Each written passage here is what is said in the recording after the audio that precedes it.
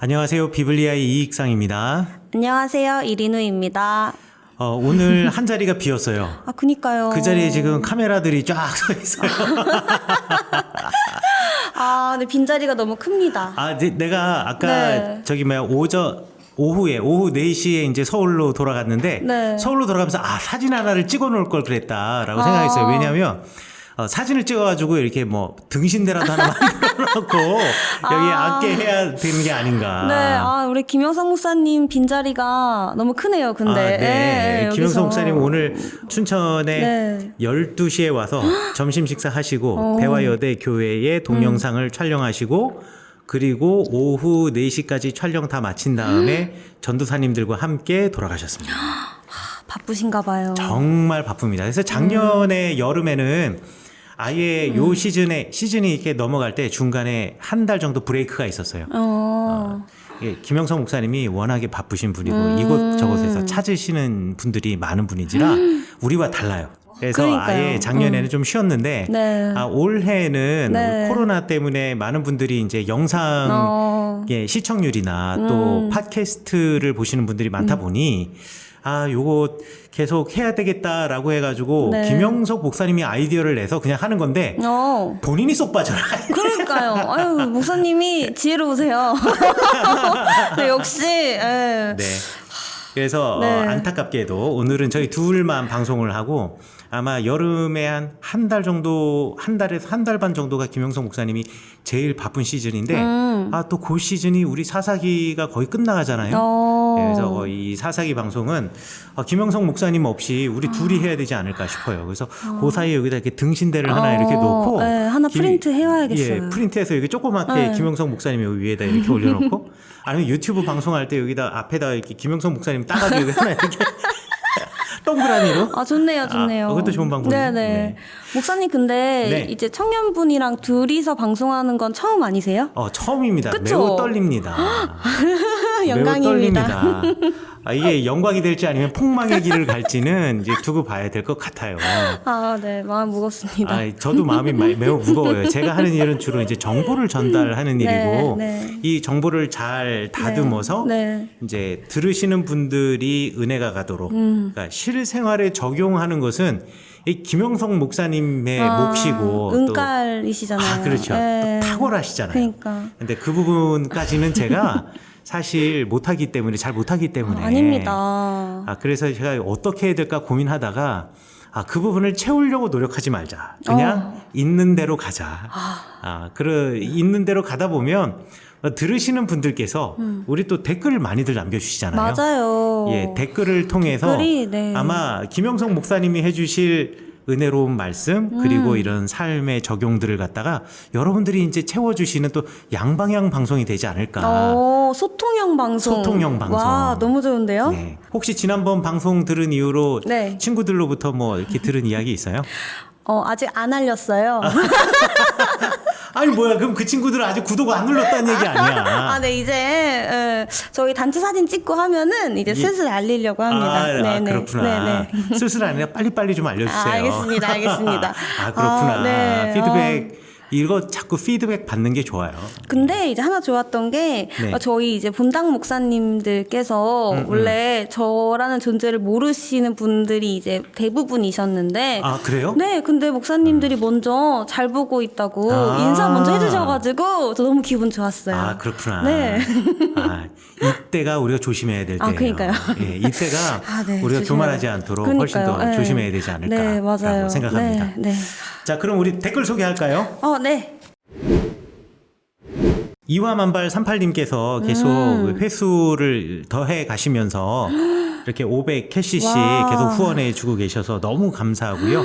또 이화만발 38님 댓글 아래에 제가 댓글을 저기 달아놨는데 그 댓글을 읽으셨을지 모르겠어요. 그래서 이화만발 38님하고 또 우리 정기 후원하시는 모든 분들 이름하고 주소하고 전화번호 이렇게 남겨놔 주시면은 저희 비블리아에서 조그마한 감사의 선물을 드립니다.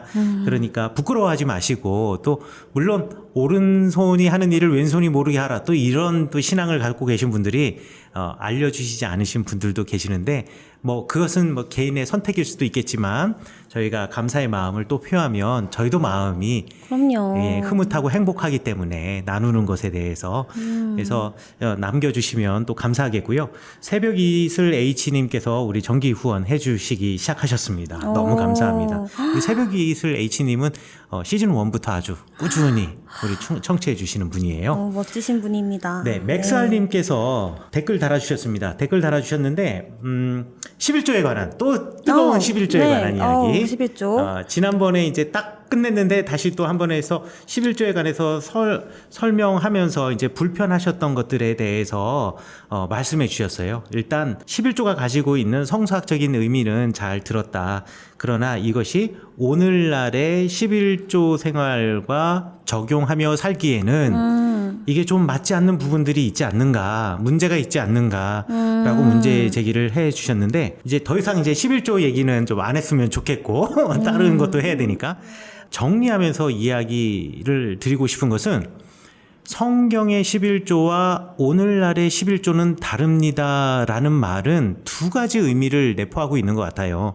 하나는 오늘날의 11조가 성경에서 말하는 그 11조가 아니다 라는 의미가 될 수도 있겠고 아니면 오늘날의 11조는 성경에서 말하는 그 이상적인 의미의 11조와는 달리 그 용도와 사용처가 분명하지 않거나 내지는 그 사용됨의 방식이 좀 성경이 말하는 것과 다르지 않는가 이런 질문 두 가지로 나눠서 생각해 볼 수 있는데 우리 두 가지 모두 다 한번 생각해 볼 필요가 있고요. 우리가 11조의 원래 의미를 우리가 다시 한번 기억을 해야 하겠다라는 수준에서 요 댓글을 제가 한번 정리해 볼까 합니다. 우리 맥살님께서 길게 너무 좋은 말씀 많이 해주셨어요. 네. 너무 많은 말씀 많이 해주셨는데 요 댓글도 여러분들 한번 읽어보시면서 함께 이렇게도 생각해 볼 수 있구나 하고 여러분들 이해해 주시면 감사할 것 같고요. 네. 월드컵 키즈님께서 또 정기 후원을 시작해 주셨습니다. 오. 너무 감사합니다. 자, 그 다음에 아드라무텐론님께서도 또 만캐시를 42화 출애굽기 3장 JDP로 성경 나눠서 읽어보기를 후원해 주셨습니다. 와. 만캐시가 아니라 1000캐시. 죄송합니다. 네. 네, 1000캐시를 후원해 주셨는데, 뭐 1000캐시가 네, 저에게는 그럼요. 만캐시 같은 느낌이에요. 그럼요. 출애굽기 3장의 후원 받기가 참 쉽지 않은. 들어보셨죠? 네, JEDP 너무 어려워요. 이거 10가지 재앙 나누기 시작하면. 네, 사실. 그런데 그 회차에 글에 이렇게 또 글이 아니네요. 그 회차의 방송에 후원해 주셔서 너무나 감사합니다. 새벽 이슬 H님께서 67화 노아에 관련 댓글 관련해서 추가 질문해 주셨는데 함이 잘못을 했는데 왜 그 자녀 가나안이 저주를 받았는지 모르겠습니다. 어떤 숨은 의도가 있는지요. 좋은 방송 늘 고맙습니다. 라고 댓글 남겨주셨고요. 제가 댓글 남기기는 원인론적인 이야기라고 생각하시면 된다. 이게 누구 때문에 아버지 때문에 자녀들이 저주를 받는 것이 당연하다. 뭐 이런 용도로 이 성경 구절이 이용되어서는 안 되고요. 왜 가나안 사람들을 이 땅에서 쫓아낼 수밖에 없었던가라는 문제에 대해서 그리고 왜 야곱의 아들들이 그 땅을 차지할 수밖에 없었던가 이런 이야기, 이런 질문에 정당성을 주는 일종의 원인론적인 이야기로 함의 잘못으로 인하여서 가나안이 저주를 받았다라는 구절이 들어가 있다. 그리고 그렇게 표현했다라고 이해하시면 되겠습니다. 여기에 뭐 어떤 숨은 의도, 이게 숨은 의도일 수 있겠네요. 네, 그러게요. 자, 바보제자님께서 댓글 남겨주셨습니다. 초반에 비블리아 하면서 로고송 나오는데 처음 시작하는 자매 목소리가 이린우 자매 목소리로 들린 사람은 저 혼자인가요? 라고 물어보셨는데 아닙니다. 여기 비블리아 혼자이실 것 같은데요? 혼자 맞습니다. 예. 요거 라스워십의 찬양팀의 자매님들께서 우리 이 노래를 만들어 주셨고 또 우리 인트로송도 만들어 주셨어요. 아니, 목소리가 너무 이쁘시더라고요. 네, 그래서 인트로송이 뭔지 물어보신 분도 계셨어요. 그래서 제가 이거 라스워십에서 만들어 주신 거다. 우리 기회가 되면 우리 공개 방송 때는 네. 라스워십도 함께 초대해가지고 우리 목소리만 들었던 그 은혜로운 찬양팀을 얼굴로 한번 만나봤으면 하는 바람이 있습니다. 자, 초반 또 11조에 관한 이야기 우리 바보 제자님께서 해주셨는데요. 마찬가지로 11조가 교회 문제가 된 것은 사람들이 자신의 재물을 바치는 것을 아까워하다 보니 그런 마음 생긴 건 아니냐, 또 이런 마음도 있지 않느냐라고 말씀해 주셨고, 또 이린우 자매님의 말씀대로 그 하나님의 진리가 탐나는 것이 아닌 것이 되어버린 것이 이런 11조에 관한 이야기가 문제가 되는 이유가 아니었던가. 이거는 사실 11조를 내는 사람의 문제일 수도 있고, 그 11조를 받은 교회가 어떻게 사용하냐의 문제일 수도 있는 거예요. 그러니까 누구 하나만의 책임으로 돌리기는 어렵지만, 중요한 것은 11조를 내는 사람이나 교인들이 주님께 드린 11조를 사용하는 교회들 역시 그 11조의 사용에 대하여서 늘 기도하면서 어떻게 사용하는 것이 우리 하나님의 마음에 합한 것이냐를 늘 기도해야 되지 않을까, 그런 문제가 아닌가라고 생각을 합니다. 자, 새벽이슬 H님께서 사사기 시작을 알리는 알람이 울렸네요. 우리에게 진정한 사사는 하나님 한 분뿐임을 알려주는 귀한 메시지를 기대합니다. 새로 함께하는 자매님께서 우리들의 수준을 한층 끌어올려줄 것을 의심치 않습니다. 근데 유튜브에서는 어떻게 볼 수 있는지요? 온전한 구원을 향해 이 땅의 모든 분들과 함께 고고 해주셨습니다. 너무 감사합니다. 유튜브로 검색하실 때 비블리아, 한글로 비블리아라고 검색을 하시면 사실 비블리아 고서당 뭐 사건인가 뭔가 이런 것도 같이 나오고 그래요. 근데 요즘은 제가 몇 번 봐서 제 히스토리가 남아 있어서 그런지 모르겠지만 비블리아 하면은 우리 방송이 뜨더라고요. 근데 만약에 비블리아 안 되면 비블리아 이익상 내지는 비블리아 그리고 영어로 또 한 번 더 비블리아 이렇게 해주시면은 저희 방송 찾는데 어렵지 않다라고 말씀드리겠습니다. 반가운 오랜 번님께서 정기 후원을 시작하였습니다. 두 분 목사님, 자매님 그리고 사모님 사랑합니다라고 또 댓글 남겨주셨어요. 닉네임이 너무 따뜻하세요. 예, 네. 반가운 오랜 벗. 누구의 벗일까요? 그러게요. 오랜 벗인데요. 예, 오랜 리누 자매의 친구인가 봐요. 벗이 아닐까요? 리누 자매 이름이 리누잖아요. 맞아요. 예, 네. 이웃 린자의 벗우자. 네, 맞습니다. 제 이름도 벗이란 뜻인데 네. 누군지 궁금하네요. 네. 라디오 헤드님께서 오래간만에 댓글 달아주셨습니다. 예전에 이 라디오 헤드가 뭐지? 방송계에 계신 분인가? 뭐 이렇게 했는데 이게 그룹의 이름이라고 이렇게 말씀해 주셨던 우리 라디오 헤드님께서 아주 오래간만에 댓글 남겨주셨는데요. 방송 잘 듣고 있습니다. 바뀐 여성 멤버분도 첫 회부터 잘 적응하시네요. 그거는 뭐 의심의 여지가 없습니다. 그런데 유튜브는 뭐라고 검색하나요? 라고 또 물어보셨습니다. 예, 공지 같은 거 올려주시면 좋을 것 같아요. 라고 해주셨는데 이제 비블리아로 검색해 주세요. 라고 제가 댓글 달아드렸고요. 말씀해 주신 대로 공지에다가도 이제 올리도록 하겠습니다. 자, 그 다음에 작설향님께서 시즌3 함께한 소영자매의 졸업과 혼인, 리누자매의 입학을 축하드립니다. 예은자매가 두 분 목사님의 놀림에 어쩔 줄 몰라 했었고, 소영자매님은 목사님들의 포스에 눌리지 않는 당찬 모습이었다면 리누자매는 송곳 같은 질문으로 목사님들을 긴장하게 하시는 것 같습니다. 앞으로 많은 활약 기대하겠습니다. 게다가 두 분 목사님의 진행 솜씨도 일취월장하셔서 처음에 조금 어색하시던 모습에서 벗어나 이제는 프로 진행러가 되셨다고 해도 과언이 아닐 정도로 지식과 함께 은혜와 재미까지 선물을 해주시니 정말 고맙습니다. 유튜브 새로 시작하신 것도 반갑습니다. 목소리로만 듣다가 유튜브로 보니 더 친근하게 느껴집니다. 개인적으로 여호수아를 넘어간 것이 조금 아쉽지만 사사기도 열심히 듣도록 하겠습니다. 아는 게 별로 없어서 질문할 것도 없고 그저 날카로운 질문하시고 의견 제시하는 댓글 작성자 분들이 정말 대단하신 것 같습니다. 항상 건강하시고 행복하기 바랍니다. 그리고 100회 기념 공개 방송 기대하겠습니다. 라고 글 남겨주셨습니다. 너무나 감사합니다. 여기서 업데이트 하나 하자면 우리 소영자매가 이제 9월 달에 결혼한다 그랬잖아요. 소영자매 결혼하는 날짜에 바로 한 주 전에 예은자매도 결혼합니다. 네, 저희 지난주에 예은자매 원주에서 만났는데요. 우리 예은이 결혼하는구나. 서프라이즈였습니다. 언니한테 알려주지도 않고 우리 예은이 이야기하다가 예은자매가 목사님 저도 결혼해요 라고 하면서 신랑 되는 사람의 사진을 봤는데 대단하더라고요. 잘생겼나요? 그런데 세상이 좁아요. 좁아요?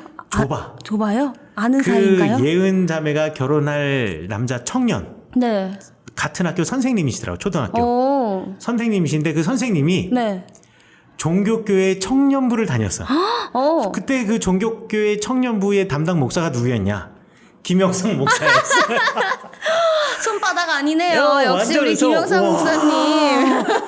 그래서 곧바로 와. 해서 김영성 목사한테 네. 아냐고 했더니 김영성 목사 안다고.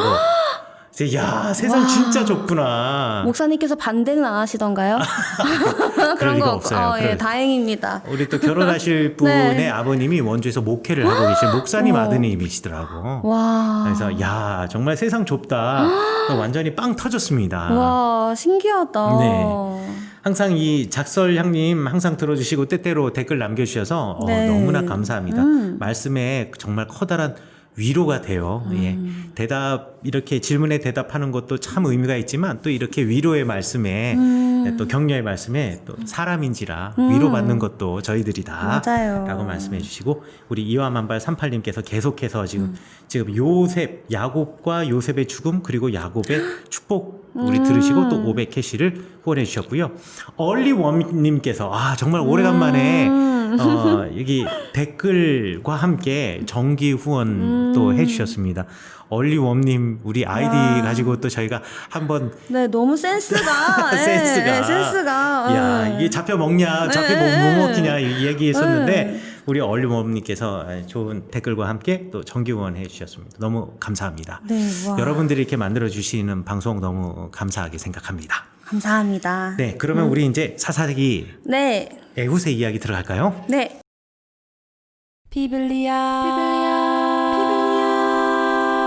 들리는 말씀 울리는 마음 Welcome to the 비블리아 열리는 성서 알리는 방송 Radio 비블리아 Radio 비블리아 네, 그러면 우리 사사 애후세 이야기 들어가도록 하겠는데요. 네.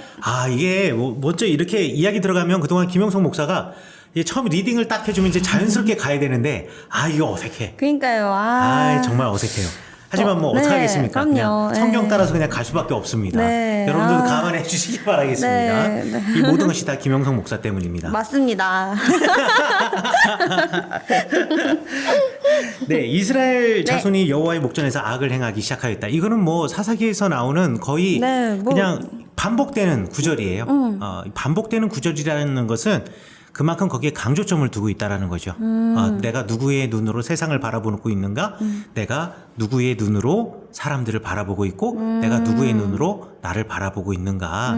사실 이것에 관한 문제는 사사기를 기록한 역사가뿐만 아니라 역대로 성경을 연구한 연구자들이 모두 다 그런 문제를 가지고 고민하였고 그런 문제로 고민을 했던 것 같아요. 사사 애후세 이야기 읽어보셨습니까, 성경? 네, 읽었어요. 사실은 저는 약간 사사기를 읽으면서 하나 궁금한 게, 애훗도 그렇고, 어쨌든 성경의 인물이면 약간 좀 영적인 네. 이 행동들을 이제 해주셨으면 좋겠는데 이렇게 어떻게 하나님을 섬겼다든지 다들 이제 군사적인 뭐 누굴 시해하거나 뭐 약간 그런 애훗도 사실 그 왕을 시해하는 역할을 하고 끝나잖아요. 네. 이제 그 애훗의 그런 종교적 측면은 그럼 어떤 사람이었을지가 궁금하더라고요. 그거는 이제 나중에 네. 애훗이 죽인 왕의 이야기를 하면서 네. 에글론 왕의 이야기를 하면서 우리 자연스럽게 이야기할 수밖에 없는 것 같아요. 네. 그 이름 안에도 의미가 있고 왜 그럴 수밖에 없었는지 그리고 그를 죽인 것이 어떤 의미가 있는 건지 이런 것들은 이제 저희가 가면서 함께 이야기할 수 있을 것 같아요. 오늘 할 수 있겠죠? 우리가 항상 의욕적으로 시작을 하지만 이 방송이 어떻게 늘어질지는 아무도 몰라요. 근데 그 사사기 보면은 이제 목사님 말씀대로 여호와의 목전에 악을 행함에 막 이런 말씀이 너무 많이 나오잖아요. 네네. 대체 그 목전에서 악을 행하는 거, 그러니까 주님이 보시기에 그 선과 악의 기준이 적혀 있나요? 여기에? 사사기에? 네. 정말 좋은 질문인 것 같아요. 역시 다른 레벨의 질문이야. 사사기에는 그래서 하나님의 눈이 무엇이다라고 똑부러지게 이야기하고 있지 않아요. 자, 그런데 여기서 제가 한번 이 이야기를 좀 뒤바꿔서 얘기를 해볼게요. 네. 우리가 성경을 읽으면서 사람들은 왜 성경을 읽는다고 생각해요? 아니, 리누 자매는 왜 성경을 읽어요? 뭘 알고 싶어서? 하나님의 뜻. 하나님의 뜻, 하나님을 알고 싶어서. 네, 하나님을 알고 싶어서. 그래서 성경을 읽죠. 네. 대부분의 기독교인들이 다 그러한 목적으로 성경을 읽습니다. 그런데 성경을 읽으면서 하나님의 뜻이 이렇다라고 딱 떨어져서 이야기할 수 있는 게 뭐가 있죠? 말씀? 적혀 있는 하나님의 말씀이 네. 언제는 이랬다, 언제는 저랬다 그러잖아요. 맞아. 사실 그런 거 너무 많아요. 그렇죠. 네, 다 찝어낼 수 있어요. 그러면 우리가 다 치워냈어. 야, 하나님 긴장하셔야겠네. 하나님도 리누 자매를 만나면 당황하실 거야. 이거 다 찝어내기 시작하면은 네. 정말 근데 좀 당황할 거야. 네, 그럴 예. 때 있어요. 네. 사람들이 성경을 네. 읽으면서 하나님의 뜻이 무엇인지를 알고 싶어서 성경을 읽으시는 분들이 많아요. 저는 그게 전혀 틀렸다라고 말하고 싶지 않아요. 맞아요. 성경을 읽으면 하나님의 뜻을 알 수 있고 하나님의 마음을 알 수가 있어요. 그건 누구도 부인할 수가 없어요. 그러나 우리가 네. 꼭 기억해야 되는 게 있어요. 뭐냐면 성경을 읽으면서 하나님이 어떤 분인가를 아는 것도 중요하지만 사실 이 성경을 기록한 사람이라는 뜻이 조금 애매하다고 한다면 이 성경의 이야기를 우리들에게 읽히게 하기 위해서 야, 이 하나님이 이런 분이야 라는 것을 읽게 하기 위해서 이것을 쓴 사람이 있을 거 아니에요. 내지는 이것을 하나의 두루마리로 묶은 사람의 마음에는 사람들에게 하나님은 이런 분이야 라는 것을 알려주려고 했던 마음도 있지만 못지않게 더 큰 마음이 있는데 그게 뭐냐면 그래 너희들은 어떤 사람들이니 너희들은 이런 사람들이야 라는 것을 알려주기 위해서 사실 성경을 기록한 거예요. 그러니까 너희들이 이런 사람이었다라는 것을 이곳에 알려주는 거예요. 예를 들어서 하나님은 어떤 분이냐 이거는 뭐 성경이 너무 클리어해요. 하나님은 천지를 창조하신 분이고요. 우리를 존재하게 하신 분이에요. 있게 하시는 분이에요. 모든 만물의 주인이세요. 그리고 그 하나님은 또 하나의 중요한 역사 고백이 있죠. 애굽 땅에서 강제 노역을 하고 있었던 이스라엘 백성들을 자유케 하여서 출애굽해서 주님께서 약속하신 가나안 땅으로 이끌어 주신 하나님이세요. 이게 성경, 구약 성경 전반부 그리고 율법서에서 말하고 있는 사실 율법서가 성경에 있어서 가장 핵심 부분인데 이 핵심 부분에서 말하고 있는 하나님이에요. 이게 결국 예언자들도 이 얘기하고 있고 모든 사람들이 다 이 얘기를 하고 있어요. 그런데 거기서 뭐 더 하나님을 알고 싶어요?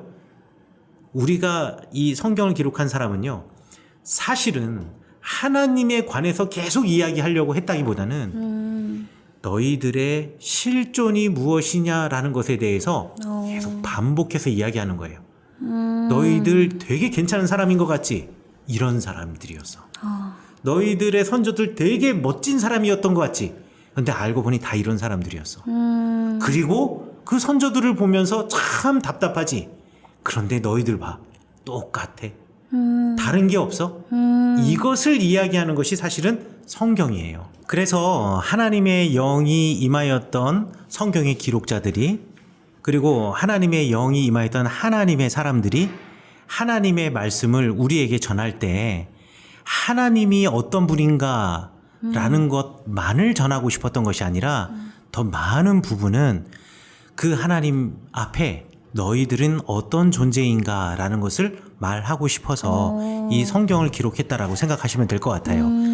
그래서 여호와의 목전에서 악을 행하였다라고 성경에 기록이 되어 있는데 이제 쉬운 말로 하자면 하나님의 눈에 그들의 행위가 악하였다. 이것을 이 구절을 통하여서 그러면 하나님의 눈의 기준은 뭐야? 라는 것이 성경에 기록되어 있다기보다는 사람들이 한 행동을 보면 그 행동이 하나님께서 행복해 하시지 않으시고 원하시지 않는 행동이라는 것을 우리가 알게 된다면 그렇게 하지 않는 것 그것이 역으로 기준이라고 말할 수가 있는 거죠. 네. 그런 의미에서 여기 지금 에웃의 이야기 같은 경우 앞에 이제 지난 시간에 우리가 했던 온니엘의 이야기는 아주 분명하게 하나님이 보시기에 옳지 않았던 이스라엘의 행위가 분명하게 드러나죠. 이방 여인들과의 결혼. 그 이방인들 여인과의 결혼이 단순한 국제 결혼이 아니라 여인들이 가지고 있었던, 그러니까 여인들이 소유하고 있었던 그 문화, 그들이 가지고 있었던 경제적인 부요함, 그들이 가지고 있었던 보다 나은 것들을 얻기 위하여서, 그것을 내가 그 쟁취하기 위해서, 그리고 습득하기 위하여서 그들처럼 살아가려고 하였던 이스라엘 백성들, 그리고 그들처럼 살아가면서 하나님을 잊어갔던 이스라엘 백성들의 문제를 온니엘의 이야기에서 지적하고 있다면, 우리 이 에훗의 이야기는 그거와는 조금 달리 처음에는 그것이 무엇인지 나와 있지는 않지만 에훗의 삶을 보면 그 뒤쪽에 이제 이름들을 통하여서 그때 당시에도 여전히 우상 숭배를 하고 있었던, 내지는 물질 문명의 풍요를 쫓아가면서 이스라엘 백성들이 살려고 하였다라는 것을 우리가 알 수가 있는 거예요. 일단 모압하고 암몬 하면은 리누 자매 꼭 처음에 떠올리는 이미지가 있나요? 뭐 이방 민족? 그렇죠, 그렇죠. 네. 뭐 기본적으로 모압과 암몬은 이스라엘 사람도 아니고 유대인들도 아니고, 뭐 유대인이라는 표현은 여기서 적절치는 않지만 이방 민족이라는 의미를 가지고 있잖아요. 그럼 이방 민족과 이방 민족이 아닌 민족의 차이, 그 기준은 뭘까요?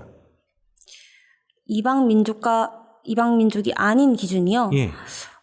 사사기에서는 이스라엘 외의 민족은 다 그렇죠. 이방 이스라엘 민족인 것 외의 같아요. 민족은 뭐 사사기뿐만 아니라 성경에서 이스라엘 사람 외의 민족은 전부 다 이방 민족이라고 이야기를 하는 듯해요. 그럼 구약에서는 보통 이스라엘의 하나님이라고 하잖아요. 네. 그러니까 하나님을 섬기지 않는 모든 민족들이 다 이방 민족에 속하지 않을까. 하나님을 섬기지 않는 모든 민족들. 그러면 이스라엘 백성이면서도 하나님을 믿지 않으면 이방 민족일까요, 아닐까요? 그런 친구들이 이제 그런 친구들이죠. 친구들이? 약간 모태 신앙 친구들. 모태 신앙. 모태 아니고 모태. 지금 대한민국의 모든 모태 신앙을 갖고 있는 사람들을 갖다가 한 방에 보내는. 아니 그렇게 좋은 환경에서 태어났는데, 네. 그러니까 저는 기본적으로 모태 신앙이 아니거든요. 리문드 자매는. 네, 그래서 저는 그런 분들 너무 부러운데. 네. 그런 좋은 환경에서 신앙생활을 열심히 하지 않는 게, 저는 예배 처음에 다닌다고 했을 때 엄청난 핍박을 받았거든요. 지금도 혼자 신앙생활 하세요? 네, 지금도 사실 혼자 집에서 다니고 있는데, 전 중학교 때부터 신앙생활을 했거든요. 근데 그때 처음 이제 교회에 간다고 했을 때 이제 많이 핍박 받았어요. 그런데 어쨌든, 이제 리누 자매도 기독교인이 다 됐다. 표현을 핍박이라는 표현을 쓰는 거 보니까 못 가게 했다. 박해를 받았습니다. 근데 정말 네. 좋은 점을 네. 지적을 해 주었는데, 이 모압과 암몬이라는 사람들의 뿌리를 거슬러 올라갈 필요가 있어요. 물론 우리가 뿌리로 거슬러 올라가면 다 아담의 자손이긴 하지만 뿌리를 거슬러 올라가면 이 모압과 암몬이 누구냐? 이 사람들은 사실 그 롯의 이야기 보시면, 네. 롯 이야기 아시죠? 네. 아브라함의 조카가 롯이잖아요. 그런데 소돔과 고모라가 이제 벌을 받지 않습니까? 네. 그래서 소돔과 고모라가 전부 다 이제 멸망하게 되었어요. 그때 롯이 도망을 가요. 그래서 소알성으로 도망을 가가지고 그곳에서 불타는, 그리고 멸망하고 있는 소돔과 고모라를 보고 온 세상이 다 멸망했다라고 생각을 했어요. 롯뿐만 아니라 롯과 함께 탈출했던 그 두 딸들도. 그래서 그 두 딸들이 아버지가 잠을 자고 있을 때 이제 아버지와의 어떤 그 잠자리를 통해서 자녀들을 출생합니다. 네. 뭐 이 이야기들의 정당성은 잠깐 이렇게 제쳐두고, 그렇게 해서 태어난 두 딸들 사이에서 태어난 자녀들이 누구냐면 모압하고 암몬이에요. 그러니까 굳이 따지면 모압과 암몬도 아브라함의 집안 사람이에요. 이스라엘 사람이라고 할 수 있는 사람이죠. 혈통으로 따지자면. 그런데 뿌리가 그 아브라함으로부터 벗어난 이들의 자녀. 아니죠. 아브라함과 같은 형제, 다 아브라함의 아버지인 데라의 자손들이니까. 그러니까 다 같은 혈통이라고 말할 수가 있어요. 그런데 지금 리누 자매가 말한 것처럼 모압과 암몬 하면 제일 먼저 떠올리는 이미지가 이방인이라는 이미지가 나오게 된 이유는, 비록 그들이 같은 혈통을 갖고 나왔을지라도 살아갔던 삶의 방식이 완전히 달랐던 거예요. 모압과 암몬 사람들은 이제 성경에 나오겠지만 다른 신을 섬기고 있었어요. 지금 여기에는 어떤 신들인지 그 신들의 이름이 잘 나오지는 않아요. 하지만 고대 고고학자들이 이렇게 발굴을 해보잖아요. 그러면 모압 지방에서 주로 사람들이 모압과 암몬 지방에서 사람들이 섬기던 신이 그모스라는 신이었어요. 그러니까 하나님 여호와 하나님이 아닌 다른 신을 섬기는 사람들로 바뀌어진 거예요. 혈통은 같을지라도 그들의 삶의 기준이 무엇이 되냐에 따라서 이방인이 될 수도 있고 하나님의 자녀가 될 수도 있다라는 거예요. 그러니까 모압 왕 에글론을 강성하게 해서 그들을 대적하게 했다라는 그 이야기 속에서는 아, 이 모압과 암몬이 그런 사람이구나 이런 의미도 가지고 있지만 이 성경을 기록한 사람은 너희들도 하나님의 눈에 보기에 악한 일을 행하거나 그리고 너희들이 하나님을 떠나게 되면 하나님의 눈에 보기에 악한 일을 행했던 대부분의 많은 사람들이 했던 행위가 하나님을 떠나는 거였잖아요. 하나님을 떠나게 되면 그 모압과 암몬처럼 된다라는 거예요. 하나님을 대적하는 자리에 서 있는 사람들 이런 사람으로 바뀌어질 것이다 라는 것을 이렇게 암시적으로 말하고 있는 것은 아니었던가라고 우리가 생각해 볼 수가 있는 거죠. 그 에글론이 네. 암몬과 아말렉 자손들을 모아가지고 지금 이스라엘을 쳐서 종려나무 성읍을 점령했다라고 했는데 사실 이것도 정말 놀라운 일입니다. 이게 왜 놀라운 일이냐면요. 네.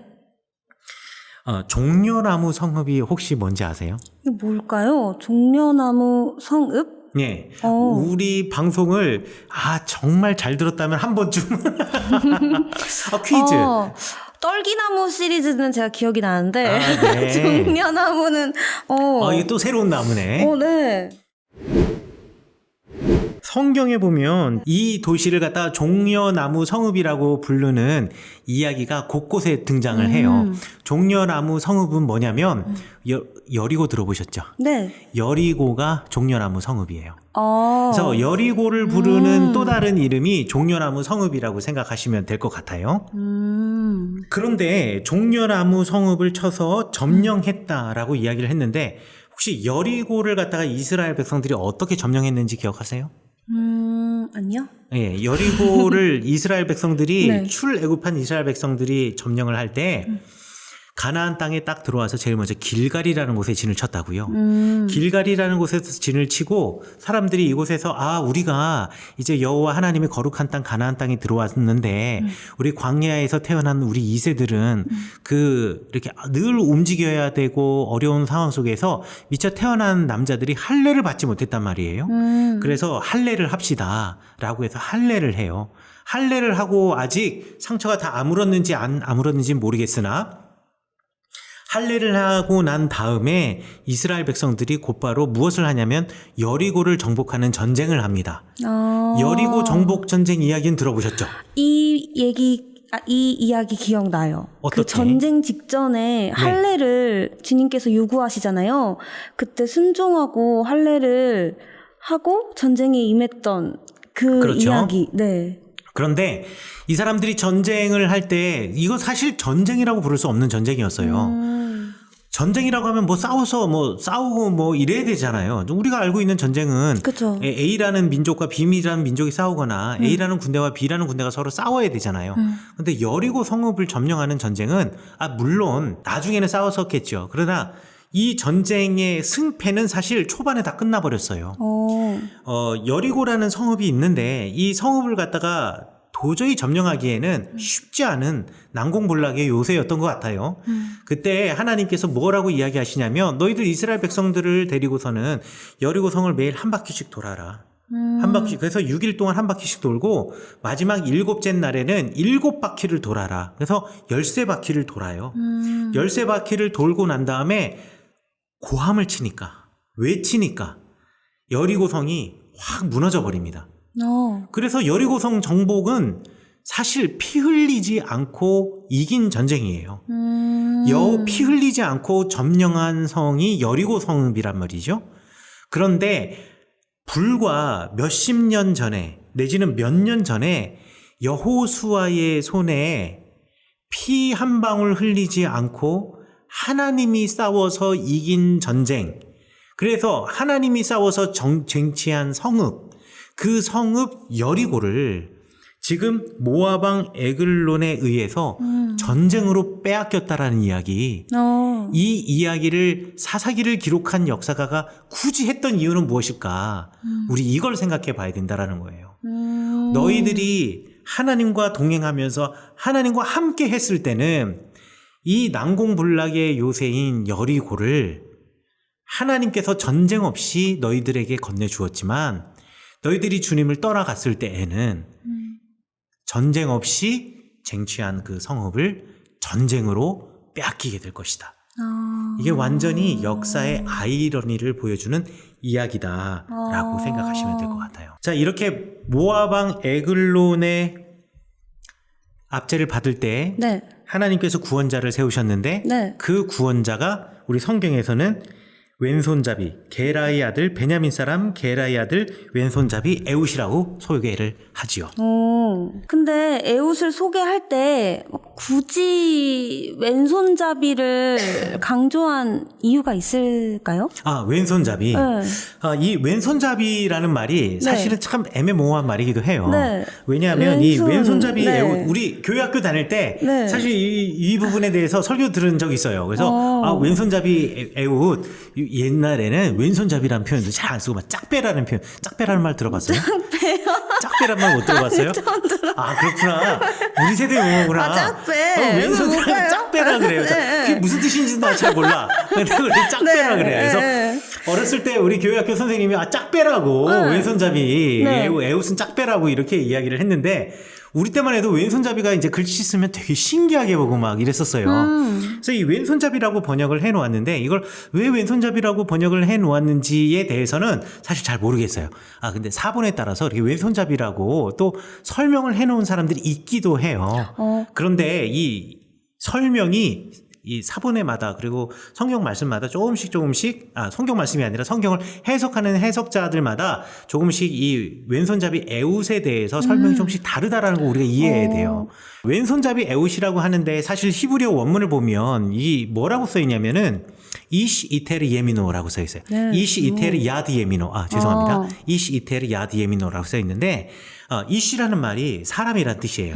그리고 야드 예미노라는 게 야드가 손이란 뜻이고 예미노가 이제 이렇게 오른쪽이란 뜻이에요. 그러니까 오른손 야드 예민 하면은 그래서 베냐민 하면은 베냐민. 야민. 네. 베는 아들이란 뜻이고 야민이라는 것은 오른쪽이라는 뜻이에요. 아. 그러니까 오른쪽의 아들이라고 우리가 이해할 수가 있는 거죠. 아, 베냐민 사람 게라의 아들 왼손잡이 에훗. 그렇죠. 그래서 이걸 설명할 때 이거 되게 아이러니한 이름으로 약간 그런 건가요? 나 약산 김원봉이요. 약간 그런 종류. 아니 그거랑 달리 자, 이거 생각해봐요. 내가 오른손의 아들이라고 불리는 지파의 왼손잡이 베냐민이요. 왼손잡이. 라고 하면 되게 뭔가 아이러니하고 되게 멋져 보이잖아요. 약산이라 그 약이 혹시 약하다 약이라고 생각한 거예요? 아니지.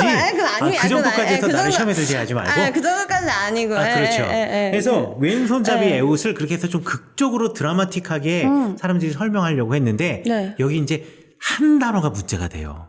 아니, 이테르라고 하는 단어가 문제가 돼요. 이테르라는 단어. 왜냐하면 이시 이테르 야드 예미노라고 했는데 이시 사람인데 야드 예미노의 사람이래. 오른손의 사람이라는 거예요. 그런데 이테르라는 말은 또 무슨 뜻일까? 그럼 야드 예미노 하면은 오른손의 사람이라는 뜻이 되잖아요. 그게 왼손잡이라는 말은 또 이거 어떻게 이해할까? 근데 이 이테르라는 단어가 성경에 딱 2번 나오는 단어예요. 이테르? 예, 이테르라는 히브리어가 성경에 딱 2번 나오는데 그 한 번이 바로 여기 사사기에 나오는 거고요. 그리고 다른 곳에서 나오는 그 단어도 이게 무슨 뜻인지 알 수가 없어요. 그래서 한 번 나오거나 몇 번 안 나와서 도대체 이 단어의 원래 의미를 모르는 그런 단어를 갖다가 이제 좀 유식한 말로 라틴어로 하팍스 레고메나라고 불러요. 하팍스 레고레마. 하팍스 레고메나 내지는 레고메논. 레고메논은 단수형이고 레고메나 하면은 이제 복수형이 돼요. 언어 교실이 된 것 같아요. 예, 언어 교실. 그래 좀 짧게 말해서 하팍스라고 이야기하는데 네네. 이게 하팍스예요. 오. 그래서 이게 무슨 뜻인지를 몰라요. 하팍스. 예, 성경에 하팍스라고 불려지는 단어들이 꽤 많이 나와요. 근데 이제 그 하팍스가 나오면 이제 대부분의 경우 이제 그렇다면 같은 어족에 있는 다른 나라의 말, 다른 민족의 말을 연구해 보면서 네. 비슷한 단어 아니면은 같은 어근을 갖고 있는 말을 찾아보면 대충의 뜻을 알 수가 있는데 이건 그것도 알 수가 없는 거예요. 그래서 이거는 도저히 알 수가 없는 뜻이에요. 지금은. 그러나 지금은 우리는 잘 모르지만 과거에 이 말을 썼다라는 것은 과거의 사람들은 이 말을 알았다라는 것 아니겠어요? 그리고 아무래도 우리 한국 사람보다는 그리고 뭐 미국 사람이나 어디 독일 사람보다는 히브리어를 쓰는 사람이 이 말을 훨씬 더 잘 알겠죠. 그쵸. 맞아요. 그래가지고 이 사사기가 기록되고 난 다음에 이 사사기는 물론 히브리어로 기록이 되어서요. 히브리어로 기록된 이 사사기가 네. 뭐 채 100년도 되지 않아서 이것이 그리스어로 번역이 됩니다. 왜냐하면 이스라엘 민족이 포로로 끌려갔다가 네. 이곳 저곳에서 흩어져 살게 되거든요. 네. 이렇게 흩어져 살고 있는 이스라엘 민족들 그 공동체를 부르는 말이 디아스포라라는 말이에요. 그 디아스포라가 이렇게 흩어졌는데 흩어진 디아스포라가 지중해 주변에 이렇게 흩어져 있는 그 디아스포라를 갖다가 한데 묶는 문화가 헬레니즘 문화권이었어요. 헬레니즘 문화권에 살고 있는 사람들은 그리스어를 그들의 언어로 사용했거든요. 공용어로. 그러니까 이스라엘 사람들도 이 유대인들도 그 안에서 자연스럽게 태어난 2세들, 3세들, 디아스포라에서 태어난 2세, 3세들은 우리 선조들의 말을 까먹고 그리스어를 쓰는 거예요. 그러니까 이 그리스어만 알고 있는 유대인들이 히브리어로 쓰여져 있는 성경을 모르잖아요.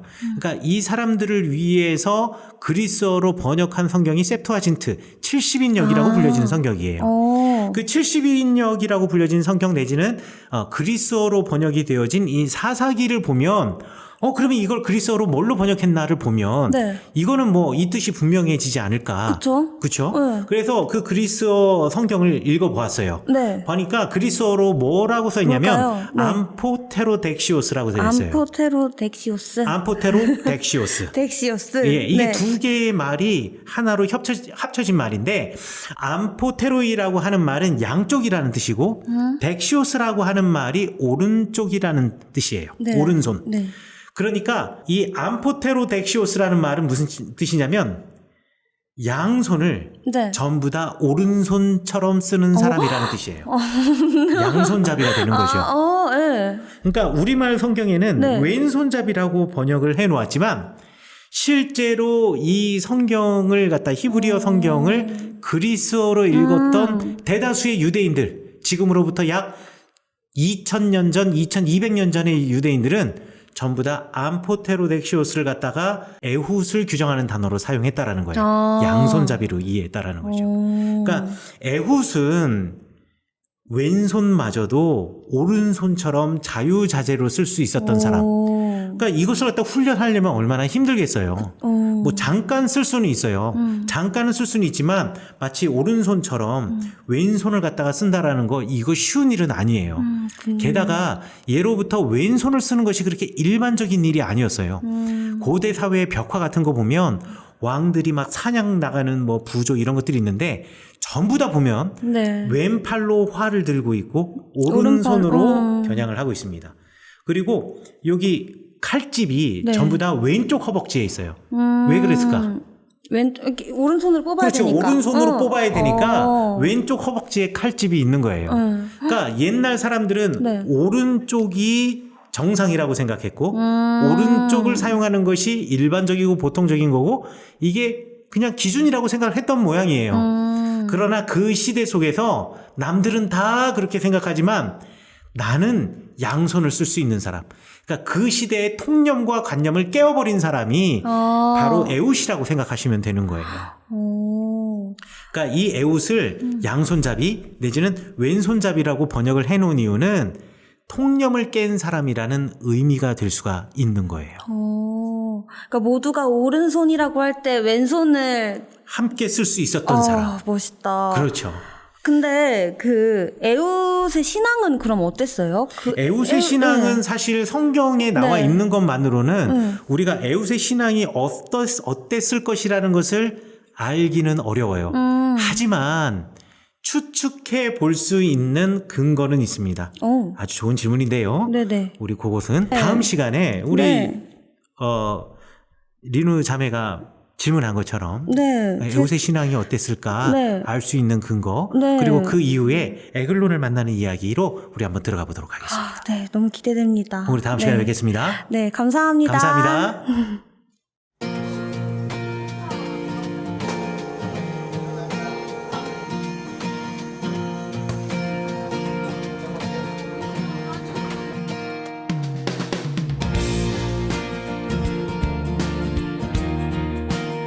저희 병원은 21주년이 됐고요. 소아, 청소년, 성인을 전문적으로 치료하고 있는 재활 전문 병원입니다. 우선은 환자분들이 편안한 환경에서 마음 놓고 치료받을 수 있으면 좋겠습니다. 그 안에서 마음껏 치료하고 재활할 수 있어서 정말 사회와 가정으로 복귀할 수 있는 그러한 병원이 되고 있으면 좋겠습니다.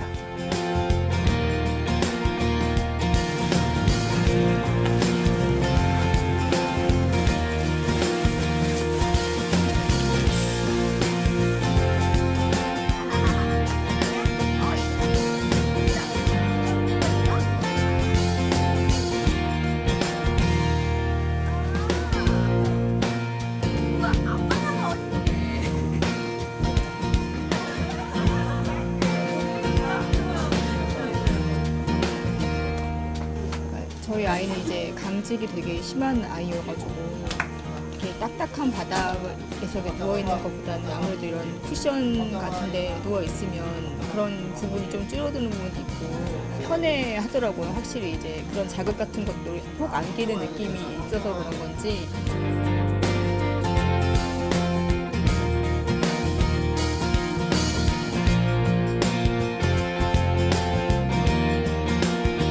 치료실 바닥이 좀 많은 사람들이 공통적으로 이용하기 때문에 좀 규격화되어 있어요. 그렇기 때문에 내 몸에 꼭 맞는 그런 편함을 주기가 어려운데 요기보 제품 같은 경우를 이제 치료에 같이 사용을 하면 그런 기능적인 회복 말고도 치료 과정에서도 아이들이 편안함이나 안락함을 느낄 수 있는 그런 것들을 더 더불어 더 제공해 줄 수 있어서 아이들이나 보호자분들이 많이 좋아하십니다.